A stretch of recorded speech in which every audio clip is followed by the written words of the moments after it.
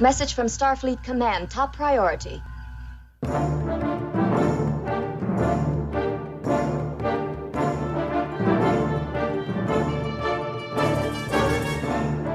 You are listening to the TrekRanks podcast, a member of the Tricorder Transmissions Podcast Network. This is episode 126, featuring the top 5 characters that fooled ya. Welcome, Star Trek fans. I am Jim Morehouse. I'm the host of the TrekRanks podcast, and tonight we are going to do our very best to fool ya as we take on a very cool topic, the top 5 characters that fooled ya. And by that, we basically mean a character that you thought was one thing, and they turned out to be something else, either in their motivations, or maybe their physical appearance, or just someone you thought was a bad guy, but they ended up being heroic. Lots of different ways to look at this topic. And joining us tonight to help fool everybody, our 2 awesome guests are both making their 4th appearance here on TrekRanks. First up, he is literally our favorite wordsmith on Twitter. It's the co-host of Snap Trek, hailing us from the UK sector. It's Ross Webster. Welcome back, Ross.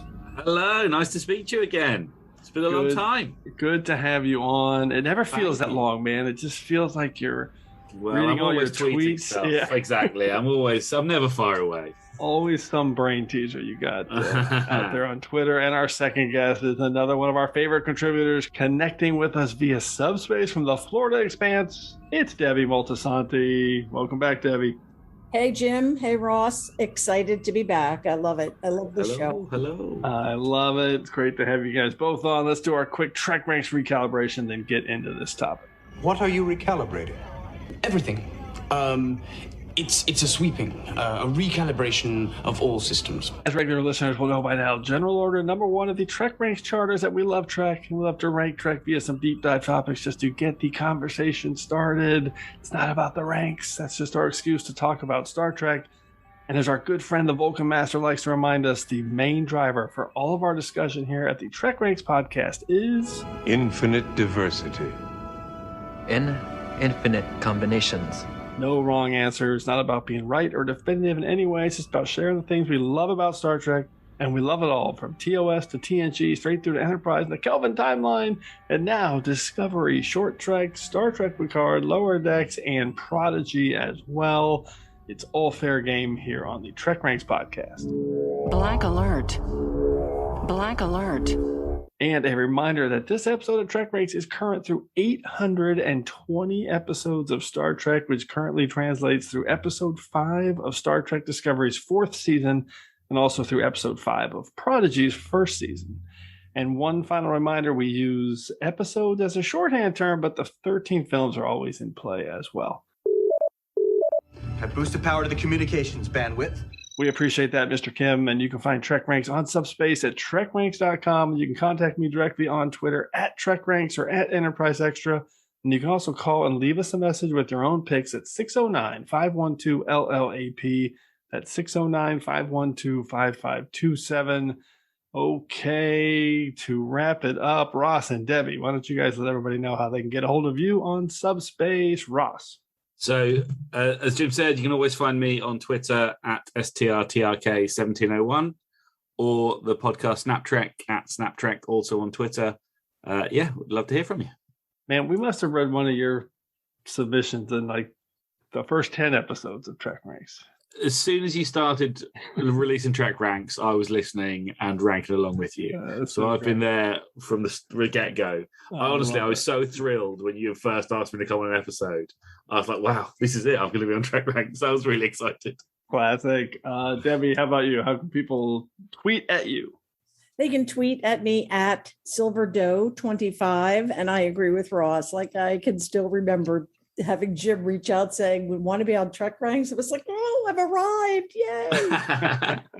Oh, gosh. That's, I am embarrassed. That's too funny. No. Okay. No. All right. Literally, my Twitter picture is from my very first time I was recording. I know exactly which one you're talking about. Cool. All right. Let's, we're going to skip our level 1 diagnostic this week and jump straight into our prime directive, see how everyone narrowed down their picks. But what you're proposing is exactly the kind of tampering the Prime Directive prohibits. Okay, Ross, let's start with you. How did you define your prime directive on this kind of wide open topic? So I tried to narrow it actually quite a lot. So I wanted us to be fooled by what was going on, but I didn't want it just to be a reveal, like in Let That Be a Lost Battlefield. It's a reveal, isn't it, that their faces are different colors on the opposite sides. But that's not a deception or a fooling. It's just something you didn't notice. Right. I wanted there to be in-universe deception, that we were fooled and they were fooled. So in-universe and the viewers were fooled. Yes. Yeah. Everyone's fooled. I love it. That's really good. I have a couple where I realized as I was going through, I went, oh, well, this one, I kept it in there, even though it kind of gave it away in the middle to the viewer, but the in-universe was still fooled. But I think that's legit. As long as there's as long as there's some. I like that you broke it down though. Debbie, how about you? How did you break it down? I mostly was I kind of thought along the lines of, when you first watched an episode and then you go back to watch it later, and even you're going, how did this end up again? Like, I can't remember quite how until you were really familiar with the episode. So that's how I kind of started with characters who fooled me, because I was just like, oh yeah, that's right. Like I was like fooled the second time around watching it.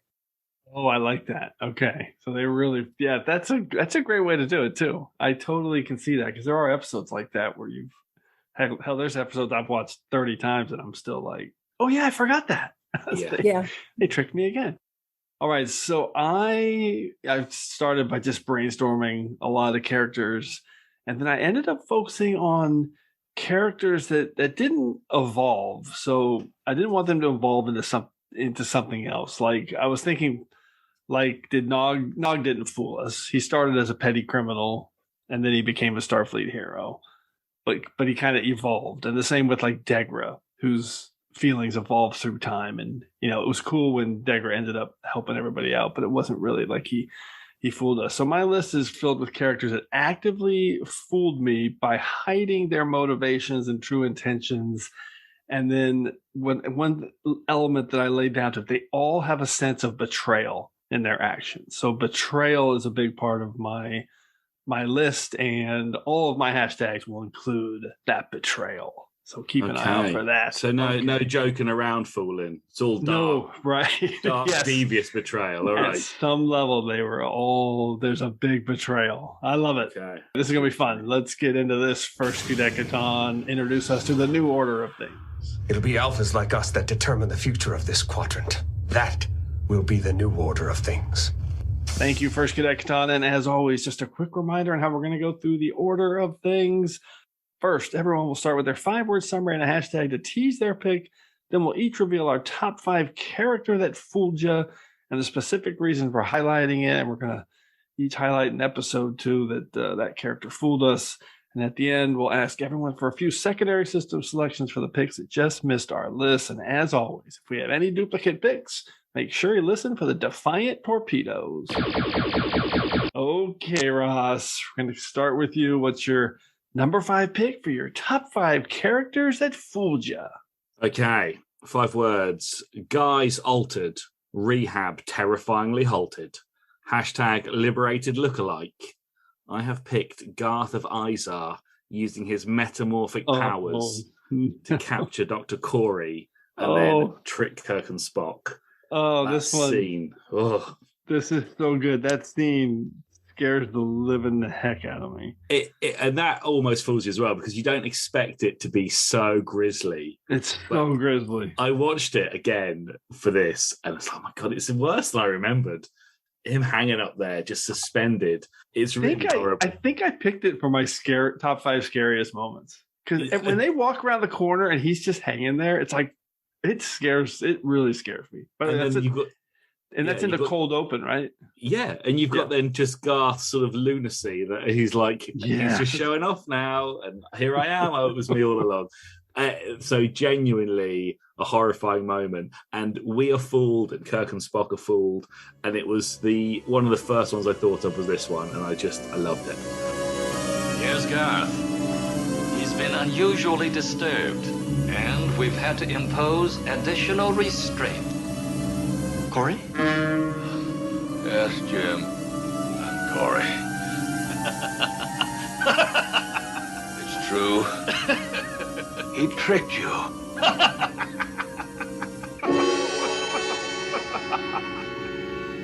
You said you wanted to see me, Captain. Well, here I am.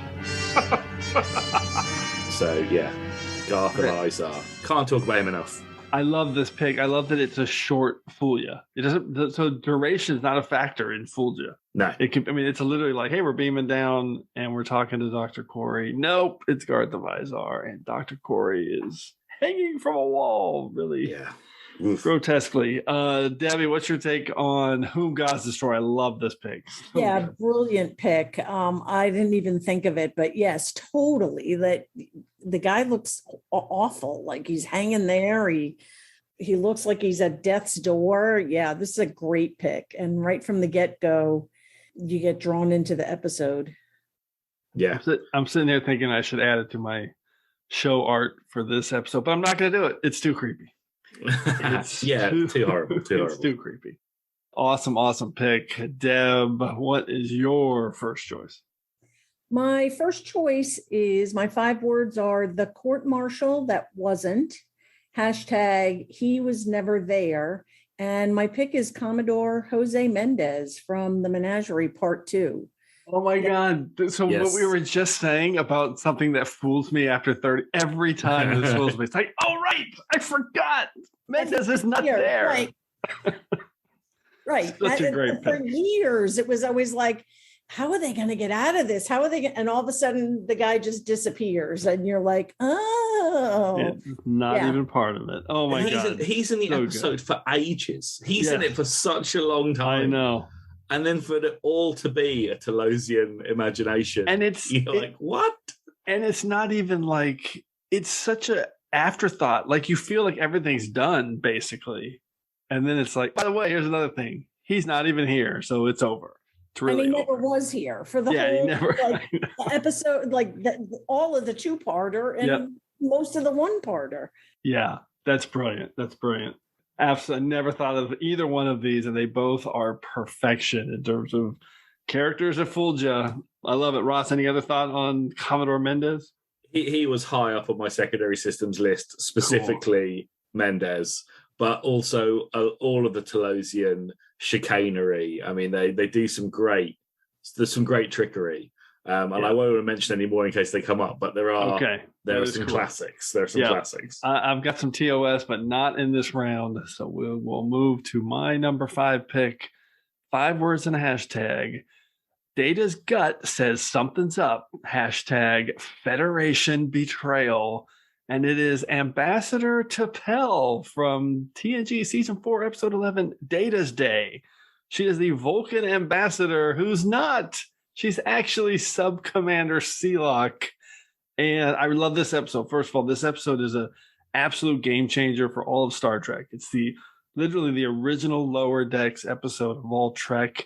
It's just super casual with nothing really happening. Data's walking around. They're, Keiko and Miles are getting married. He's dancing. There's haircuts and lunkheads and shopping for gifts. And in the midst of all this, you have this decorated Ambassador T'Pel from Vulcan who is on board, and they're escorting her to a peace negotiation with the Romulans. And T'Pel fooled you, because despite all of her service and work, it turns out she's a Romulan spy, and she fooled me for sure. Because every time I'm like, oh man, just brutal. So, and they fake her death on the transporter, all the Romulan stuff.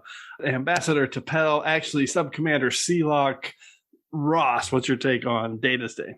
It has to, this aspect of Data's Day almost gets forgotten, doesn't it? That there is there's a whole Romulan subplot going on, because really, for me, Data's Day all seems to be about Data and the wedding.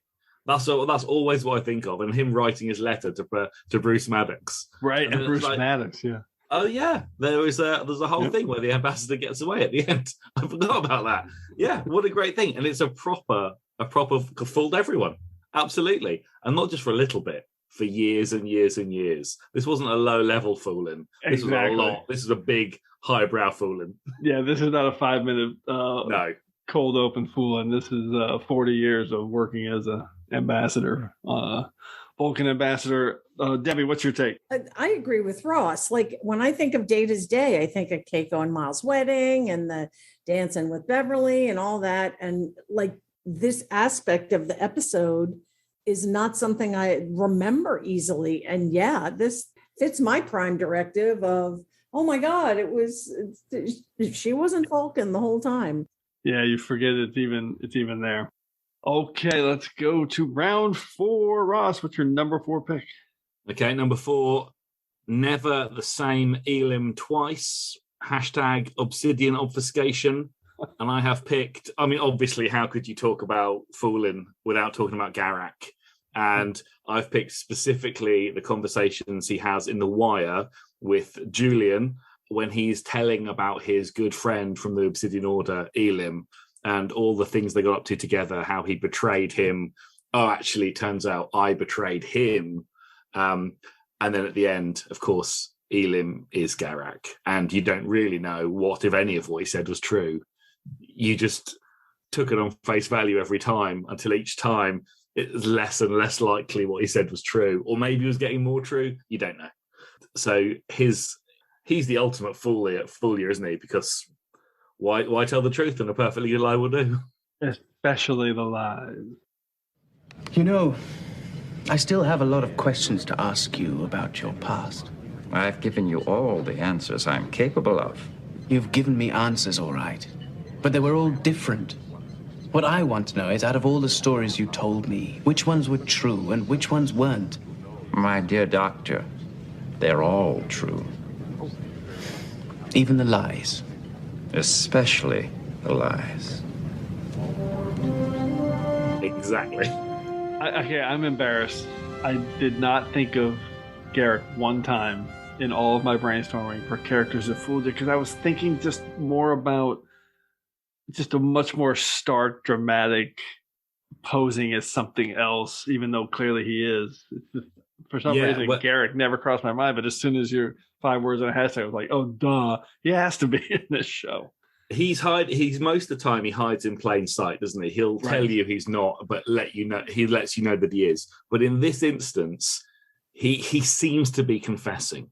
He's at his peak anxiety. He's worried, and he doesn't need to tell you this lie. And all the time seems to be changing towards being more truthful.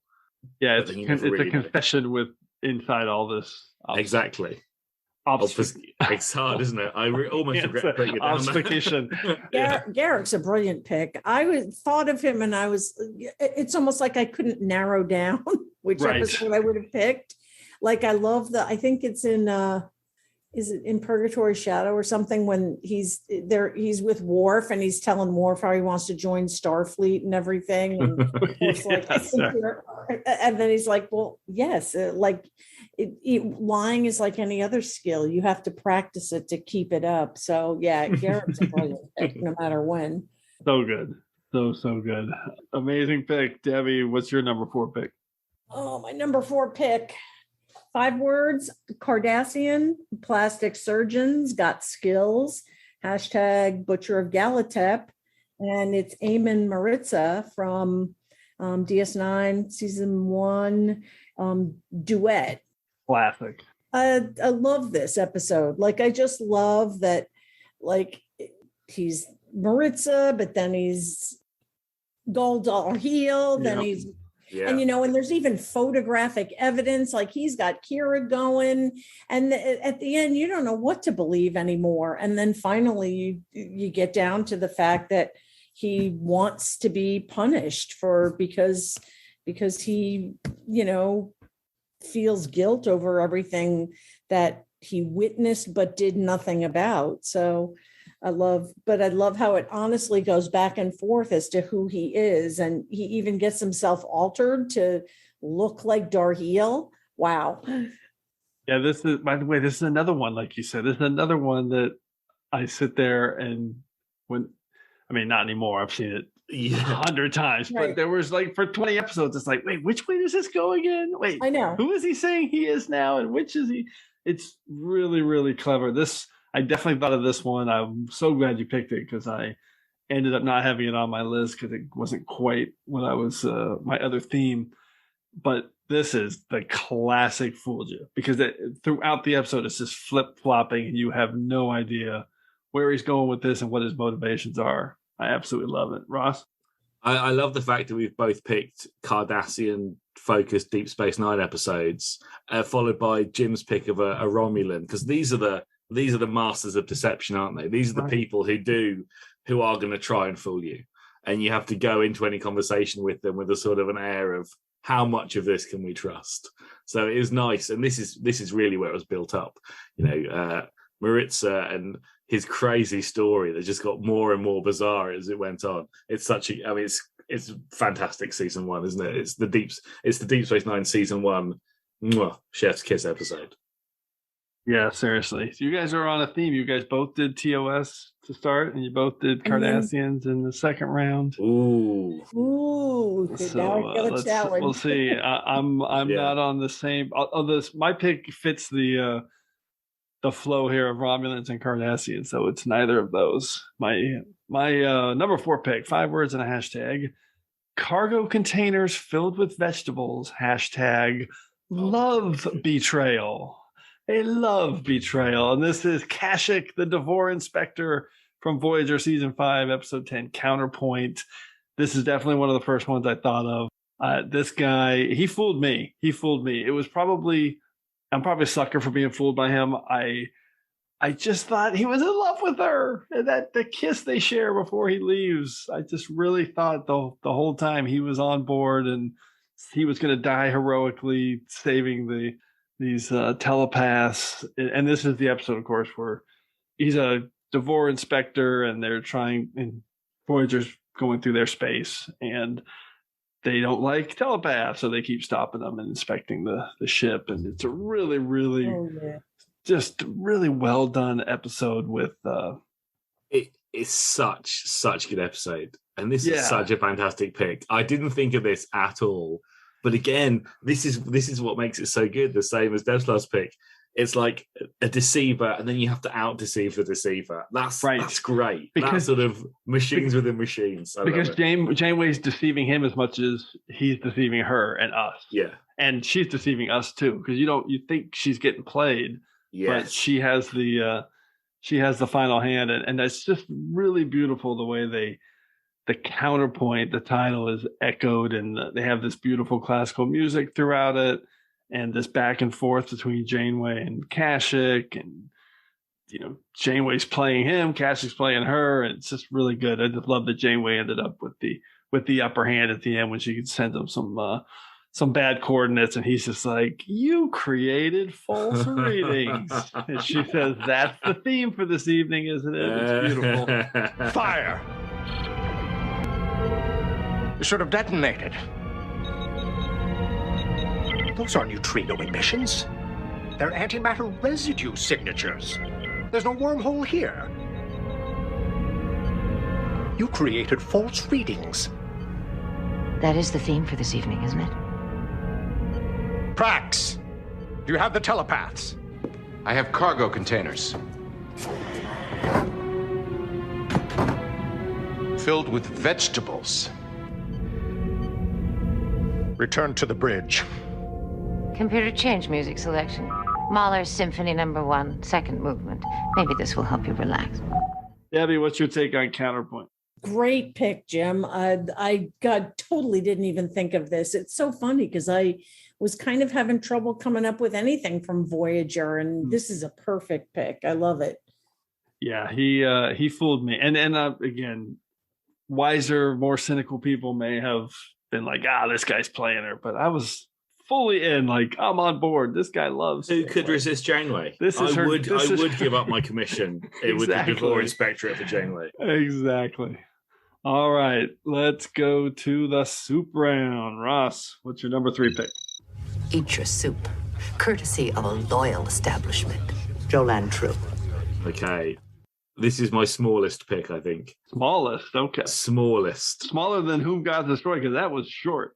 This is even shorter. Okay. Force field active, contains evil trill. # violent visitor. And this is the scene in Deep Space Nine's Facets where Duran is in control of Sisko, and he's putting his hands against the force field and he's hurting Sisko. Hey, Ross, he fooled you. Go ahead. He completely fooled us. And then he pretends to shake out of it because he's seen other people do that before when he had his Gentara. And then she unlocks the force field and he attacks her. And honestly, I was taken by surprise. I forgot that happened. And I was like, oh, God. And then she, obviously, Jadzia kicks his ass. And then, that pounding does mean that Sisko can take back control. But for 1 second, he's got the upper hand. He tricked Dax. She lowers the force field and he attacks her. Surprised me and just so good. I loved it. Duran! Stop it! You're hurting him! Benjamin, take control! I think that's enough of Duran for now.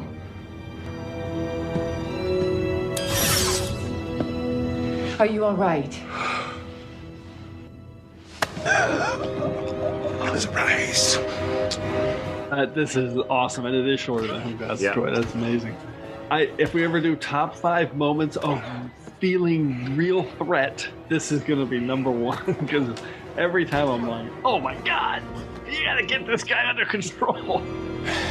It's all right, old man. It's me. Thanks. Avery Brooks uses his deepest, scariest voice. He's terrifying. He's terrifying. So good. Yeah. He's terrifying. Dad, what's your take? Totally. On the other level, it makes you, at the beginning, you almost think that this whole episode is going to be, obviously when Duran gets in control, that's going to be the big problem of the episode. Right. And then it turns out to be the Curzon thing. So with Odo, that's a fooled you to begin with. Like they didn't. Oh, that's good. Yeah. Yeah. I didn't think of that. That's good.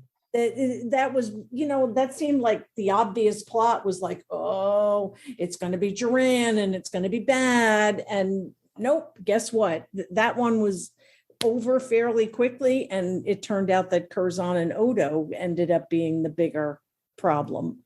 It's a great moment. If we ever do top 5 jerk moves, that'll be Curzon and Odo.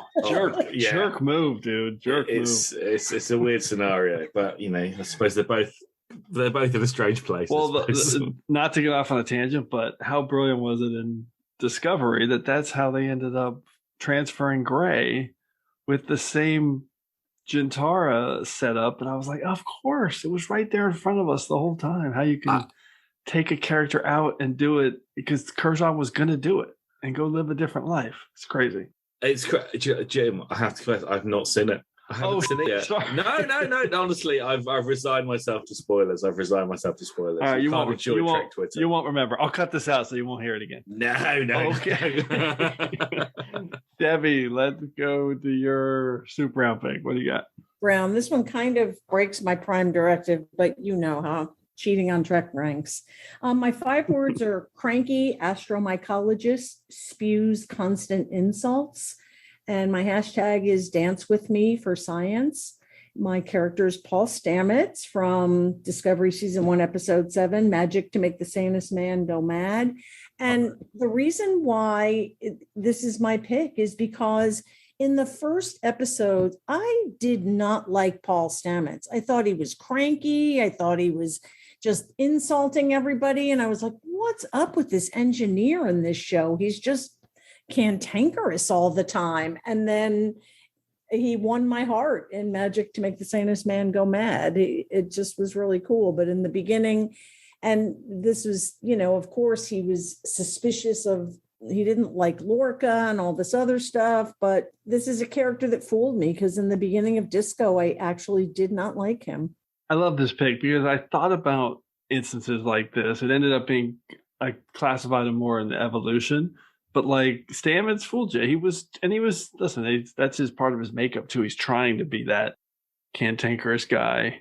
because of who he is, but he obviously has really deep connections with other characters in Hugh, but I love this. I think this absolutely fits, and I think part of it too was the when he was exposed to the spores and started to act a little trippy. I love that thread throughout Discovery season 1. So I agree. Good. And he was, I mean, and I rewatched a couple, like, I can't even remember the name of it, when he's with his buddy on the Glen, and he's nicer when they're communicating. Yep. But I just really remember at the beginning of Discovery going, I don't really like this guy. So he fooled me. No, that's a great point, because in context of for Kings, he's being nice to this guy on the Glen. Yep. And then being mean to Tilly.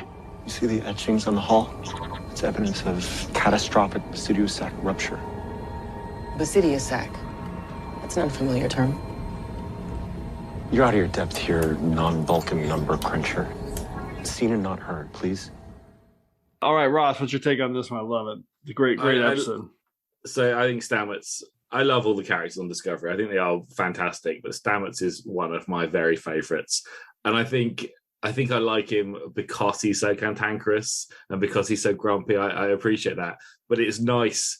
The episode you've picked is when you see actually he does have a genuine heart, and he's a good person, and actually all of this cantankerous stuff, it's still there. It's not going to go away, but actually you can still really like him because of it. And I think it's really nice. It's a great pick. It's a nice way of looking at it as well, the Fulgia scenario. Yep, love it. Okay, let's close out the soup round with my number 3 pick. 5 words and a hashtag. Turnkey misdirect on Turkana 4, hashtag data betrayal. And this one is Ishara Yar in TNG season 4, episode 6, Legacy. And I really like this episode. I think it's right there in that TNG sweet spot. I love this character. She's super interesting. They did a great job of creating an immediate connection with her and the crew and the viewer. But she fooled you. She fooled me, at least. I really thought she was going to be loyal to the Enterprise and obviously to Data in terms of the way they connected, and they had all these great exchanges. But in the end, she betrayed all of them after convincing them to take out her proximity detector in her chest. And she beamed down, and she was literally going to shoot Data and blow both of themselves up to take down this reactor so that her coalition buddies could take down the Alliance. Really, really good. And there's a great moment at the end when talking about Fulgia, where Riker says, in all trust, there's a possibility of betrayal, but without trust, there's no friendship, no closeness. And Data says, and yet you put yourself at risk. And Riker, classic every single time. So you have to do that. I love this one. I love Ishara Yar. She broke all of our hearts. Ross, what's your take? It's tragic. It's a tragic scenario. They've taken our love for Tasha Yar and they've turned it into something evil.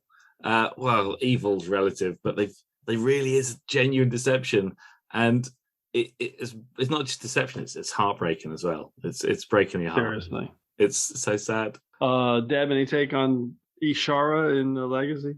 Yeah. This is a brilliant pick. And it just was close enough to where you wanted her to be, Tasha got whipped away so suddenly and you wanted a connection and everything. And she just played right into that. She was brilliant and everybody got taken in, including me. Okay, let's go to round 2. Ross, who fooled you in this round? Okay, number 2, Quarkish untruth is Mariner's present. Hashtag overtly outpost. And I have picked Quimp from Lower Decks Envoys as a genuine deception for us all, where Mariner has essentially paid, I don't know what Quimp does. I'm not sure he's an actor in real life, but she has paid him to boost Boimler's confidence and make it be known that he has some skills after all. He's not just a fish out of water on an alien planet. He has got some genuine knowledge about how Ferengi used to act at the early seasons of TNG. He was doing the thing with his hands and everything. One of my favorite lines. One of my favorite lines. This pick is genius. Quimp fooled us all. Deb, what's your take on Lower Decks and Envoys? I love it.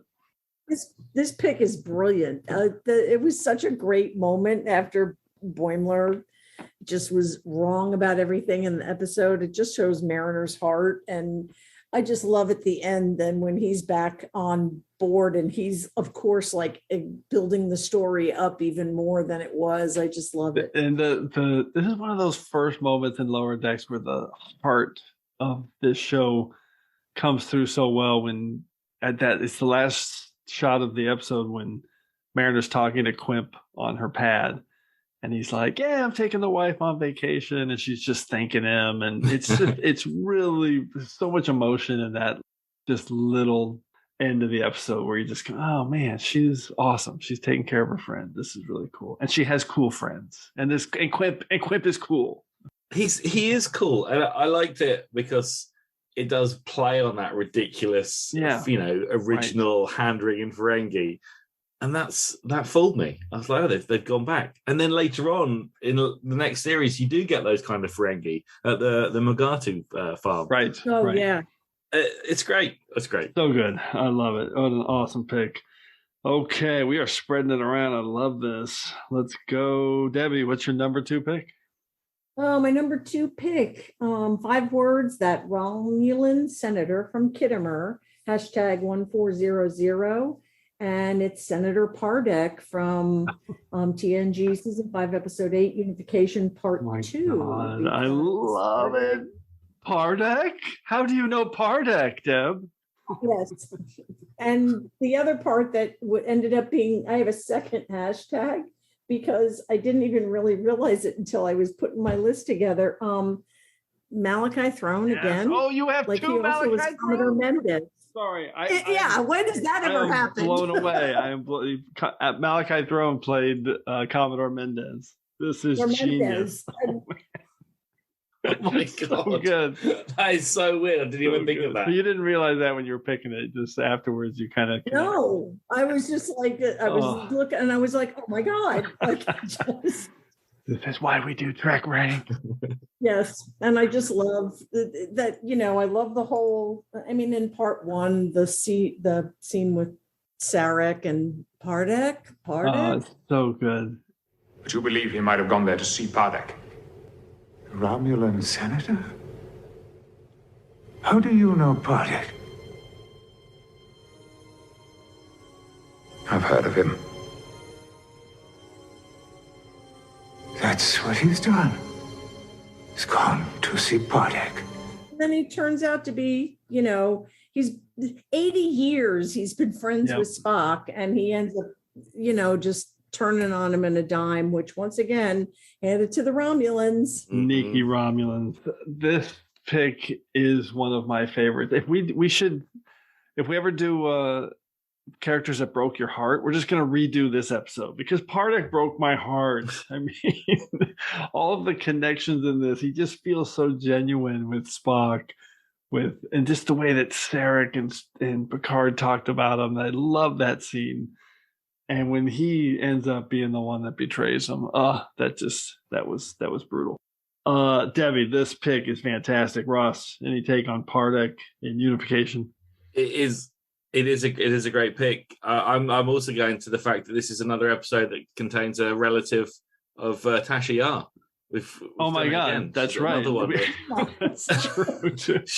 She doesn't have many episodes of the relatives in, but we've lined them both up. The Yar connections. I love it. Oh man, this is one of my favorite picks. I love Pardeck, and I love Commodore Mendes, and I love Malachi Throne as an actor. What an imprint he has on Trek with those 2 characters. It's so cool that you picked that twice. I love it. That you picked Malachi Throne twice. It's amazing. What are the odds? Crazy. Okay, let's close out round 2 with my pick, and we are spreading it around. Here's my pick. 5 words and a hashtag. Positively green with envy. Greener. Hashtag android betrayal. And this is Harry Mudd from the short treks, The Escape Artist. And this 15-minute episode of Trek it's a masterpiece. It's Mike McMahon, Lower Decks. We just talked about the showrunner. It's just so funny with Rainn Wilson is fantastic as Mudd to begin with through his 3 appearances. And the way this episode ties in as a prequel or a sequel, I'm not even sure, but I'm assuming it's I'm assuming it's a sequel to iMud. He's figured out how to use these androids to his advantage, or maybe he ends up on the planet afterwards. Who knows?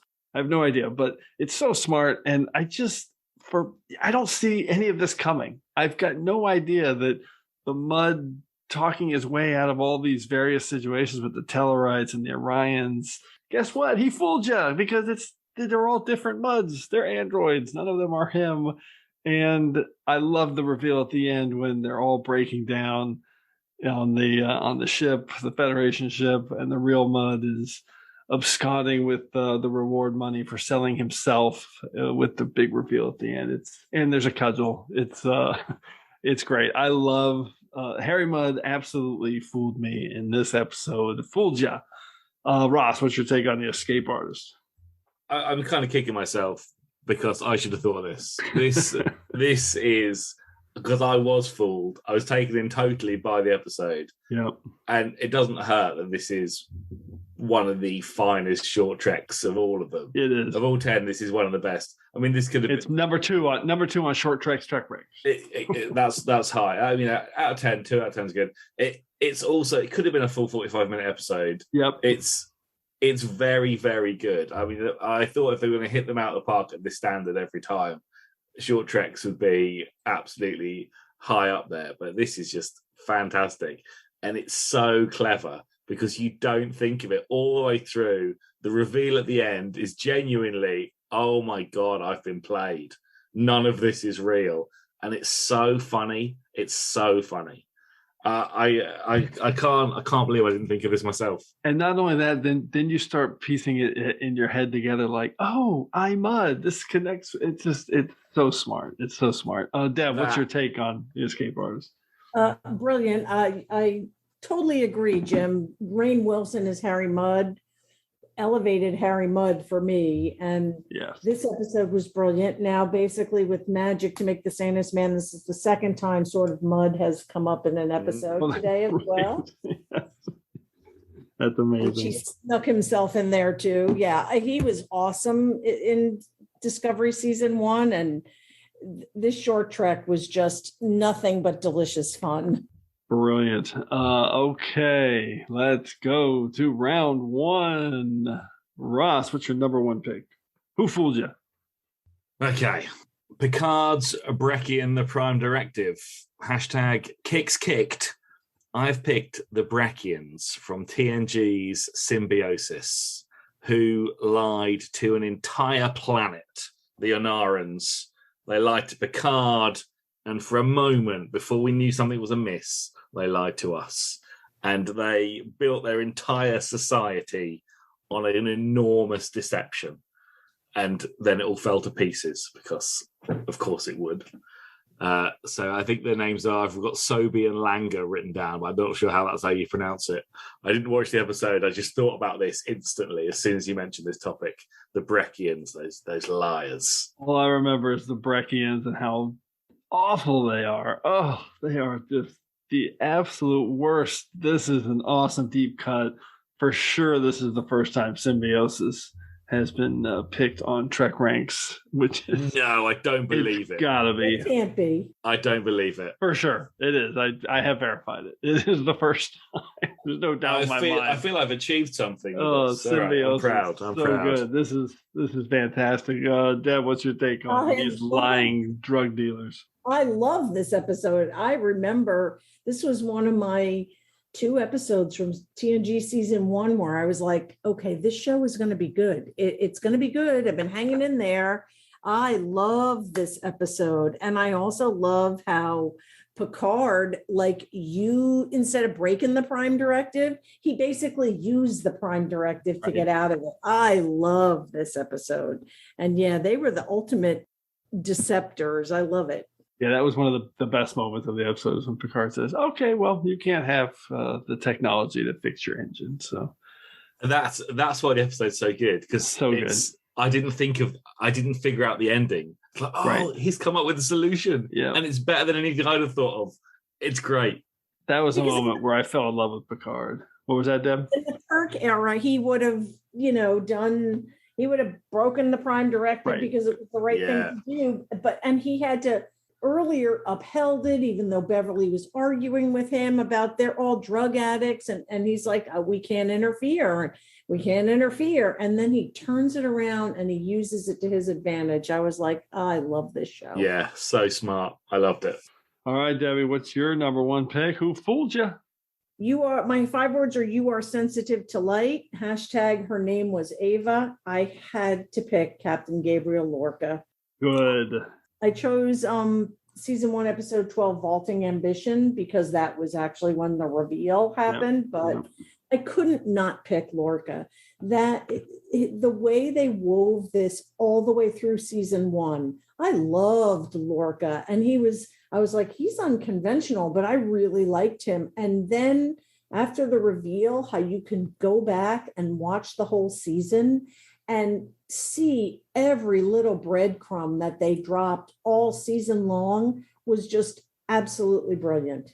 He had to be my number one pick. Fantastic choice. It's worthy of a number one. I'm just going to add that. So I thought about picking Voq and Ash as well, because it was a little bit less so because Ash didn't really know he was Voq and whatnot, so it didn't quite fit my criteria. But both of these storylines, let's give those showrunners and the people. There was a lot of issues with the start of Discovery in terms of the behind the scenes, but they really told this story really well with Lorca and Voq. They were very tricky. In a different era, nobody sees any of that coming. But in the internet era, where all these Trekkies are just dying to find out every little thing about Star Trek, and that's not a criticism that had been off the air for 13 years, of course they unearthed all the little nuggets and were able to figure it all out. And so most people from our neck of the woods was spoiled. But I have 2 friends at work in the last 6 months who have both said they've started watching Discovery out of the blue and binged it, and they both absolutely loved it. They're not Star Trek fans, and they were both completely fooled. They were like blown away by the Lorca's thing and by the Voq and Ash thing. When they because I always ask them, like, did you see any of that coming? Like, oh my God, no, that Voq Ash thing totally blew me away. So I think both of those storylines, they deserve more credit for than they get, because we're in the internet age, we figured it all out. But anyway, I love this pick. I agree. And I'm like at the person who, like, I don't like to go digging for all that stuff because I want to watch the thing and be surprised. Same. Remember when they were putting out there that the actor for Voq, and it was like the real Iqbal. Yeah, right. Like his father or something. Yeah. And he's like, oh, he has no acting credits. Who is this guy? Right. I'm just at the point where, I'm at the point with Discovery where I don't even watch the opening credits anymore, because they always shift who's in the opening credits based on who's in the episode. Yep. And when Hugh Culber was coming back to life, and all of a sudden there's Wilson Cruz, and I'm like, all right, you spoiled your own episode here. So I don't even watch them now because I want to sit there and be surprised. Well, they did that with Picard too by dropping Frakes into the opening.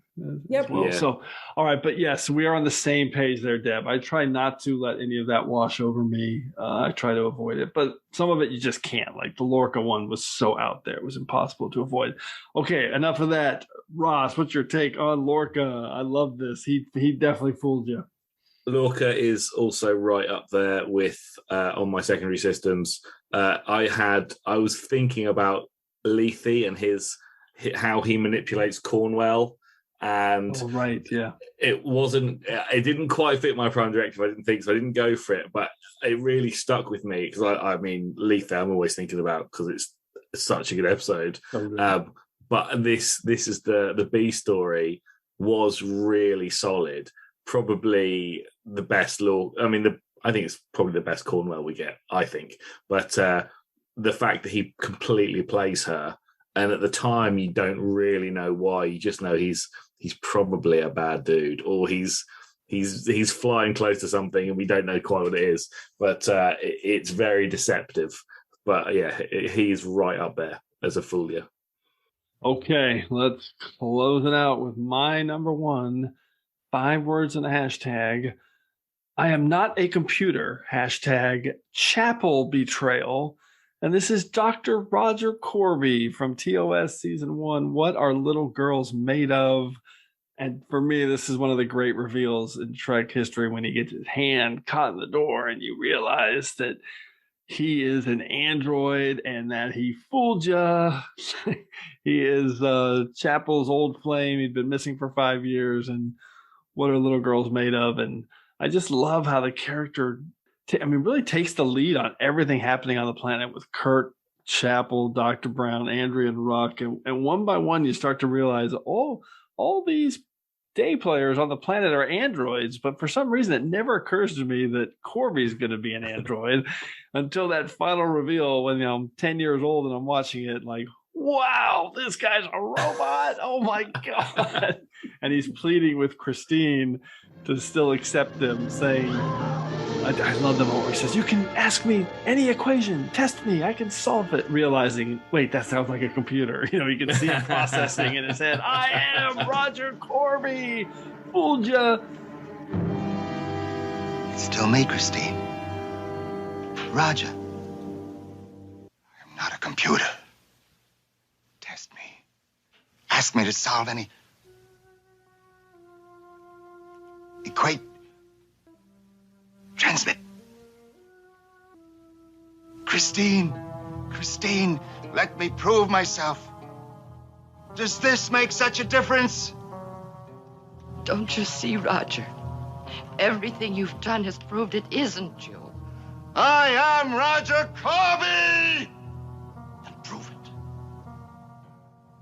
Give me that phaser gun. And I love that this is even more important now in Star Trek lore because of what happened with Picard at the end of season 1 of Star Trek Picard. That he's now living in a golem like this. Really, really cool that we're still going to see more of this type of storyline as we continue in the second season of Picard. So, Deb, what's your take on Dr. Roger Corby? Brilliant pick. Robot guts. I love it. I love it. I totally remember being fooled by this as well. He fooled you. Did Roger Corby fool you, Ross? I have to say, I'd forgotten he was an android. I had totally. I knew that Ruck was an android. I knew that I can't remember the girl's name. I knew that she was an android, but I forgot that he was an android. I forgot that was the reveal. Well, I didn't watch it that long ago. So yeah, it would have fooled me again.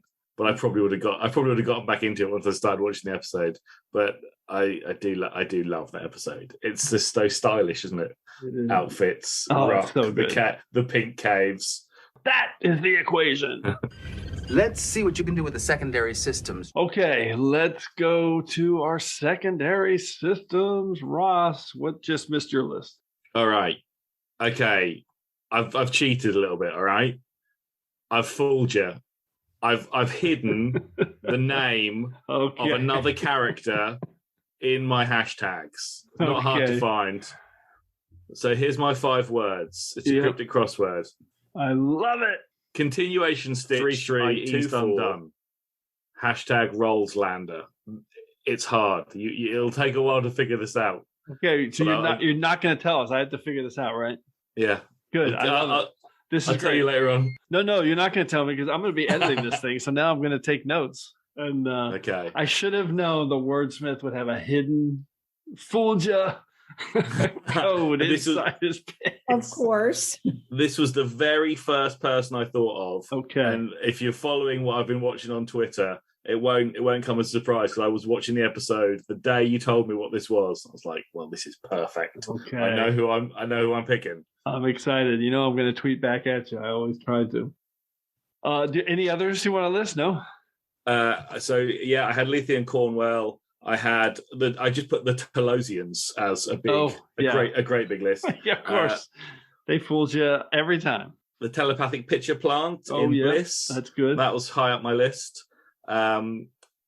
Voyager's Nemesis.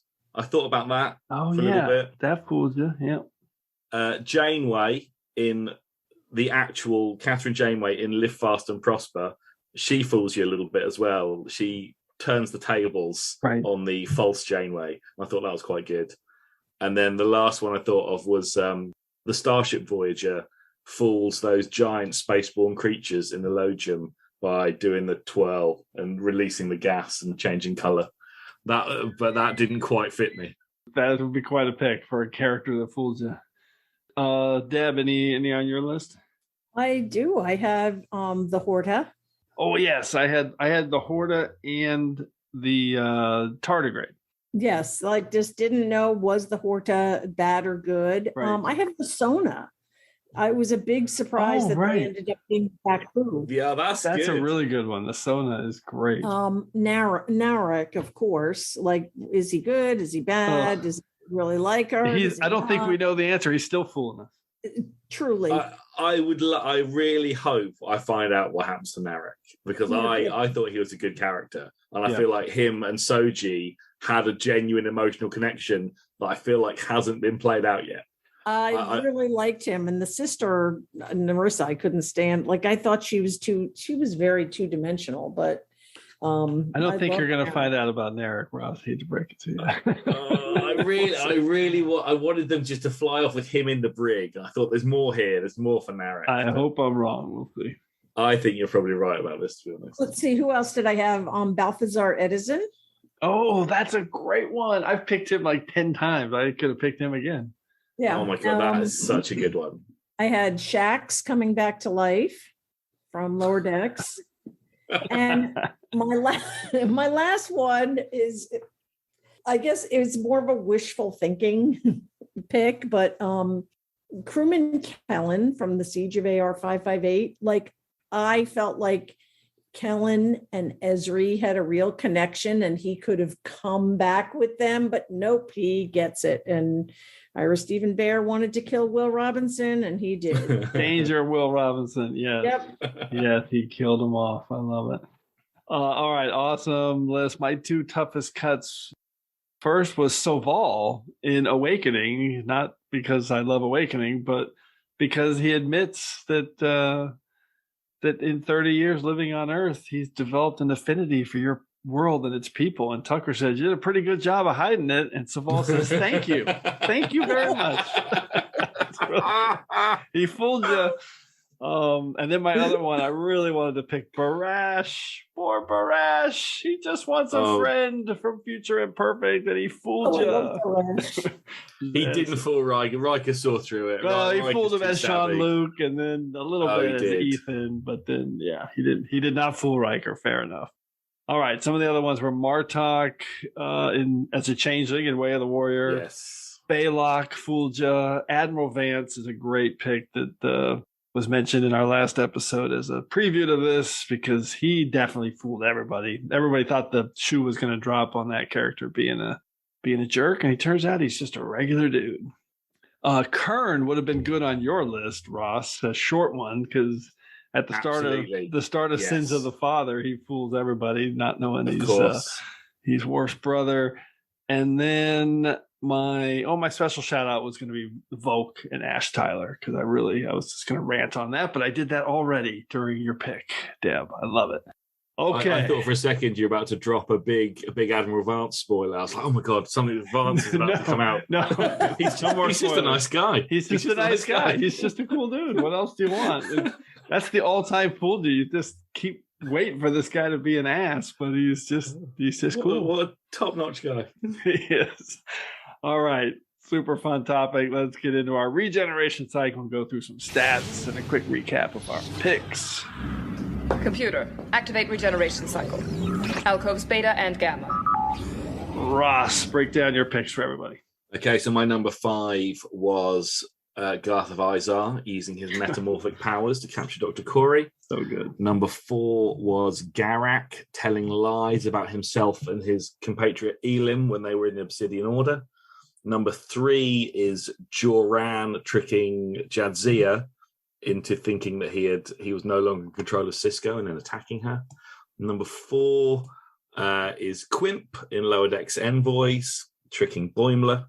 And number 1 was the Breckians from TNG Symbiosis, fooling the entire planet Anara. Fantastic. You had 2 from Deep Space Nine and 1 each from TOS, Lower Decks, and TNG.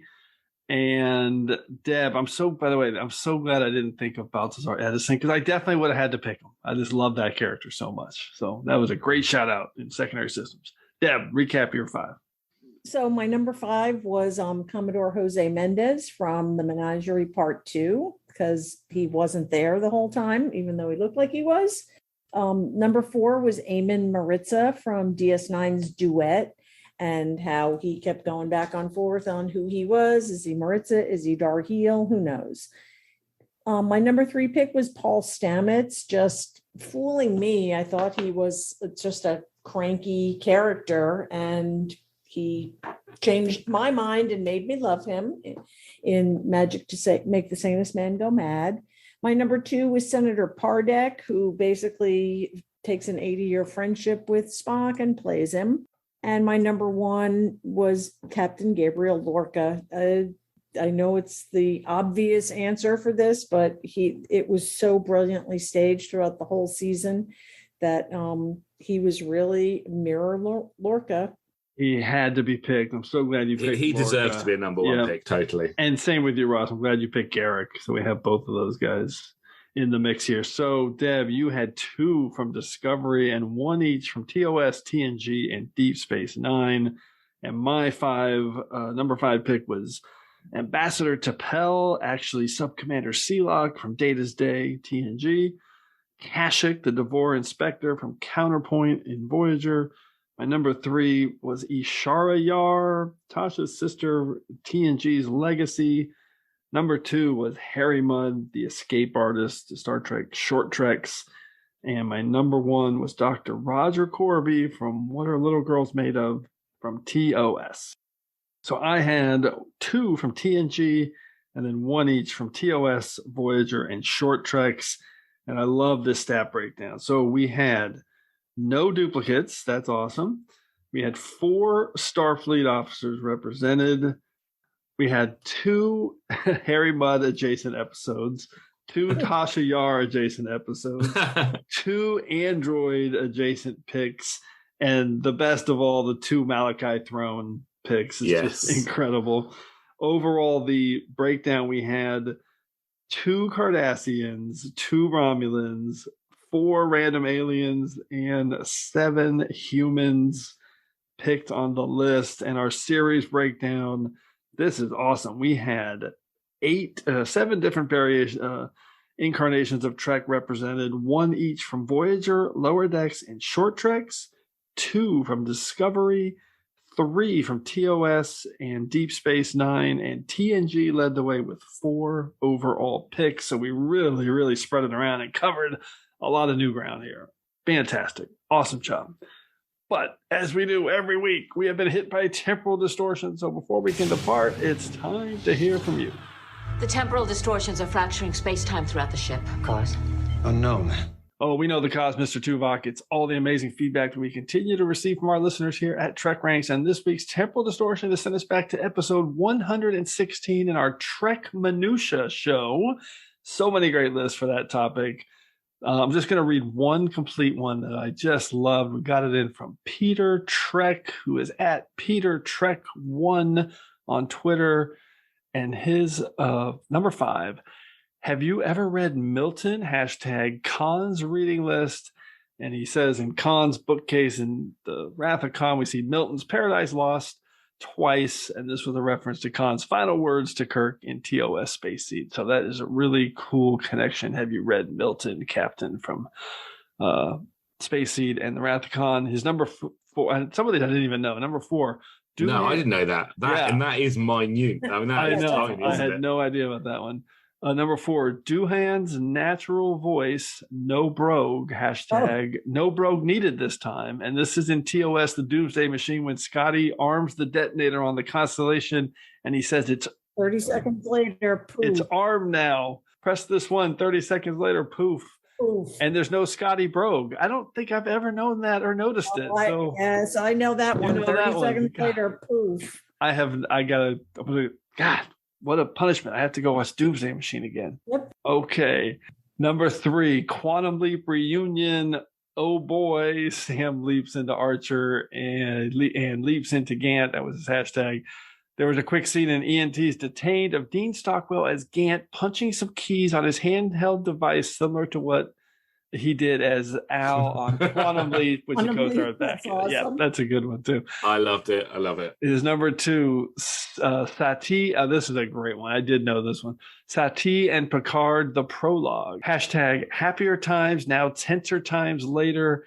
As depicted in flashback in TNG's All Good Things, Admiral Satie signed off on the order which assigned Picard to the captain of the Enterprise D, which was really cool. I do remember that in All Good Things. And of course, it all goes to hell in the drumhead. And then his last one, this one I knew as well, I love. In-universe typography, Trek trivia, hashtag Trek font repurposed. And it's the Spectre of the Gun when they're the sheriff's office, the sign on the wall is in the TOS main title font, which is super cool. So, these are tiny. Minutia. Trek minutia. Trek minutia. I love it. Oh my God. So, Deb, I didn't even know I was doing this. I picked these and I just rattle them off. So, I have 2 more standout picks. One from Deb at Silverdoe 25, and I love this because it just came up again with in Discovery with Burnham, and yours was, can we vote on pronunciation, hashtag Bajor or Bajor from D Space Nine Season 1 Emissary, because Burnham said Bajor in the early Season 4 episodes. Really cool. I love that as a minute thing. And then, of course, Rich Masters at Masters Rich, the alliterative expert. I have one from him. Oh my God, of course, it's Edison. Edison's Enterprise era ensemble, enjoyable. It's been a crawl road, and I love it's all the Enterprise references from Star Trek Beyond. So yes, we got some more Balthazar Edison in. Fantastic. It all comes together somehow on Trek Ranks, even when we don't plan it. All right, those picks, more than enough to clear ourselves from this week's temporal distortion. So as always, I want to thank everyone for your great responses to us here at Trek Ranks. Keep your list coming to me at Trek Ranks on Twitter so we can retweet them. But we also want to hear from you. So put together your own list of top 5 characters that fooled ya. Fooled ya. It's not fooled you. It's fooled ya. We've been saying it the whole episode.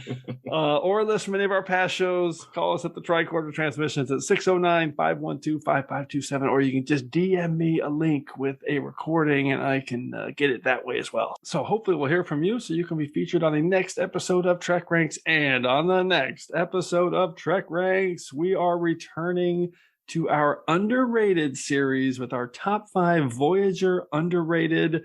And this is the topic where we use the famous Trek Ranks matrix, where we each round is a different category, like production element, character, Dabo wildcard round, or actor, and then one single episode. So we're going to do Voyager underrated. So Ross and Debbie, if you had to choose one Voyager underrated element off the top of your head to preview this episode, what would it be? Ross, what do you got? Okay. I remember in a previous Trek Ranks recording, you asked me, I can't remember what the category was, but this is the same scenario. And I came up with this one answer. I think the think tank is underrated. I think they're a great idea. They could have been a fantastic recurring villain or series of villains or antagonists or friends / enemies. I just thought they were really well done and really interesting. And I thought Voyager did this all the time, had a great idea and then zoomed away from it at light speed toward the Alpha Quadrant. And I really wish we'd seen these guys again. I thought they were enjoyable but underrated. I love that pick. Spoiler alert, we're recording this episode tomorrow. Think Tank is really, really in the mix for me. So it could be one of my picks. I love that pick. You're right on, Ross. It's so good. Debbie, how about you? Any Voyager underrated you want to rattle off? I think honestly, underratedness. I think Jennifer Lean as Cass. I love that pig. You know, I don't think she gets enough credit for. Well, she doesn't. What she brought to it. Whether you can say the writers didn't do enough with her, but what she brought to it was really good. Yeah, I almost feel like she's like the Tasha Yar of Voyager. Like they just.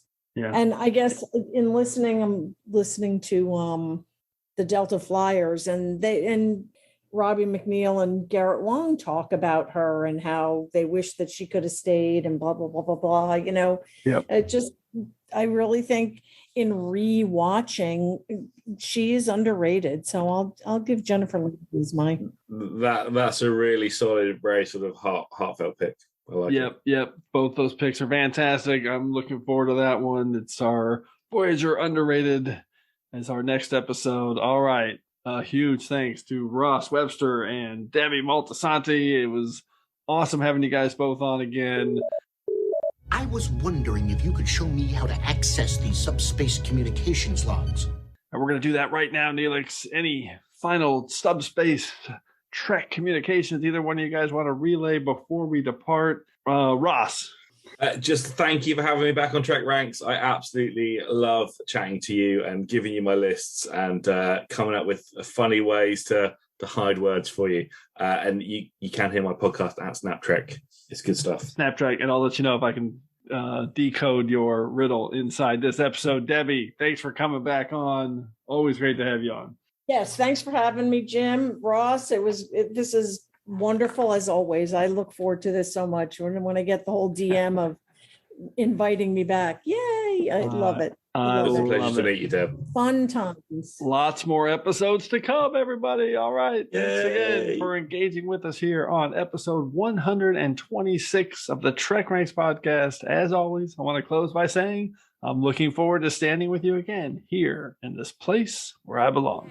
Okay, yep, all right. After this long day of being a badass, Captain Know-It-All over here doesn't even know what a Ferengi was. It wasn't as clear as that. Yeah, human. He was doing the hand thing and everything. All right, yeah, no, that's my cue to go just launch myself out an airlock. You guys have a great night. Lucky I was there. I spotted it. I called it. Mariner, was I convincing enough for you? Human! You were perfect, Quimp. Thanks for helping out. Of course. I owed you one. How's the wife? She's good. We're actually looking to get away to Risa this weekend. What? Jealous. Oh, you know what you guys should try? Jamaharan.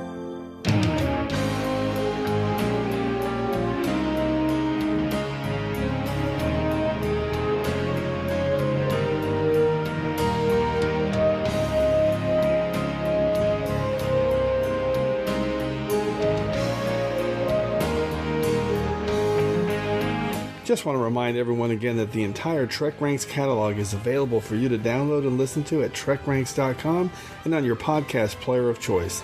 Our episodes never get carbon dated, so check out the topics you've missed and maybe just want to listen to again over at TrekRanks.com. And a reminder to check out our friends 5-Year Mission at 5yearmission.net. They're writing a song for every episode of Star Trek, and you won't believe how great their music is. They also have a podcast at the Trek Geeks Network, so seek them out. You won't regret it.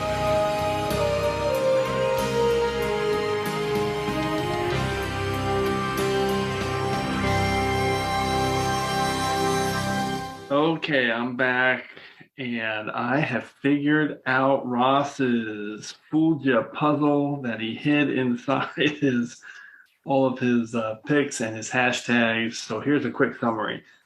His 5 hashtags were liberated lookalike, obsidian obfuscation, violent visitor, overtly outpost, and kicks kicked. And his hashtag in his secondary system was hashtag Rolls Lander, which spells Leland Orser when you rearrange the letters. And when you put those 5 hashtags, the first letter of each one, it spells Lovok. And of course, his pick was the changeling posing as a Romulan. Lovok in The Die is Cast. Brilliant stuff from Ross, as always. So that's our final pick for characters that fooled you. You will need this in order to gain access to your runabout. Why are you doing this? Because no changeling has ever harmed another. You are one of the founders? Of course. This whole plan was the Founders' idea in the first place. You wanted the Tal Shiar and the Obsidian Order to combine forces and come into the Gamma Quadrant so you could wipe them out. Not exactly. Kane originated the plan, and when we learned of it, we did everything we could to carry it forward.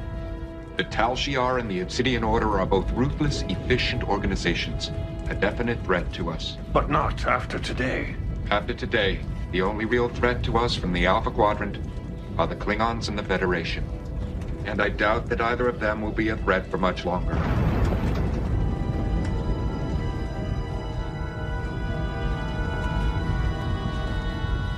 It is not too late for you, Odo. Come with me. You can still become one with the Great Link if you wish. Thank you. But my answer is still no.